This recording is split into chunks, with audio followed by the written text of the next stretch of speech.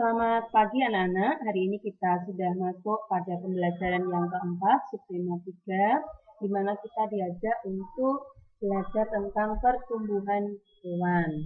Pada slide, kita diajak untuk mengenali dua hewan, yaitu ayam dan kupu-kupu. Bagaimana pertumbuhan pada ayam? Silakan anak-anak mengamati.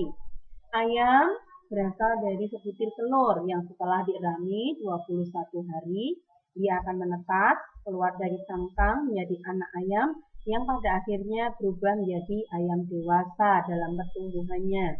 Sekarang kita amati dengan hewan kupu-kupu. Kupu-kupu mengalami gaur hidup atau yang disebut dengan metamorfosis. Metamorfosis boleh kita artikan sebagai perubahan secara fisik pada makhluk hidup yang tidak bisa diganggu gugat. Nah, sekarang lihat, diamati. Kupu-kupu berawal atau bermula dari telur, kemudian berubah menjadi ulat, kemudian menjadi kepompong, dan pada akhirnya akan menjadi berubah hewan yang cantik yang bisa kita lihat sehari-hari di lingkup sekitar kita, di mana dia bisa terbang dengan beraneka ragam warna sayapnya dan lain sebagainya. Dan tadi sudah dijelaskan bagaimana proses pertumbuhan kupu-kupu. Berikut slide ini, silakan nanti anak-anak baca secara ulang. Nah, anak-anak, pada hal yang lain di atas tadi kita sudah mengenali bagaimana kupu-kupu bertumbuh. Kita akan menirukan gerakan kupu-kupu, fase kupu-kupu, yaitu pada saat kupu-kupu berada di posisi telur, saat menjadi telur, apa yang harus kita lakukan? Bu Guru jelaskan. Pada saat menjadi telur, gerakan yang bisa kita lakukan adalah tidur telentang sambil mendekap kaki dan tangan. Kemudian sebagai bentuk pemanasan yang kedua, di mana kupu-kupu mengalami fase ulat. Apa yang harus anak-anak lakukan?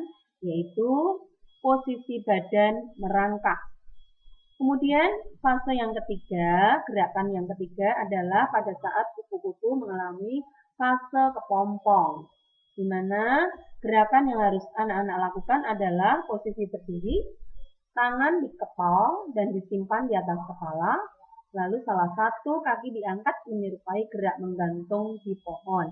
Dan yang keempat adalah gerak yang menyerupai kupu-kupu. Dan yang harus kita lakukan adalah di mana anak-anak nanti bisa membuat berdiri, posisi badan kita berdiri dengan tangan terbuka dan kita lakukan gerak lari ke sana kemari ataupun bisa juga diiringi dengan lompatan. Anak-anak, dalam kehidupan sehari-hari kita tidak lepas dengan teman-teman atau keluarga, dengan kata lain sesama kita. Nah, dengan sesama tentunya pasti ada masalah, tetapi bagaimana kita menyelesaikan atau menyikapi. Dan kita lihat permasalahan seperti apa, contohnya berantem dengan teman, bermula dari saling mengata-ngatain, kemudian tidak mau berteman atau meninggalkan teman karena tidak mungkin tidak dirasa pintar, tidak dirasa cantik, tidak dirasa kaya, dan lain sebagainya. Kemudian berebut mainan dengan teman, dengan adik, dan lain sebagainya. Anak-anak, seharusnya dengan sesama kita harus saling menyayangi. Karena dengan saling menyayangi berarti kita sudah mengamalkan Pancasila, khususnya sila yang kedua, yang bunyinya kemanusiaan yang adil dan beradab, yang dilambangkan dengan rantai emas. Kemudian sebagai tugas hari ini, silakan nanti anak-anak mengerjakan di buku PS.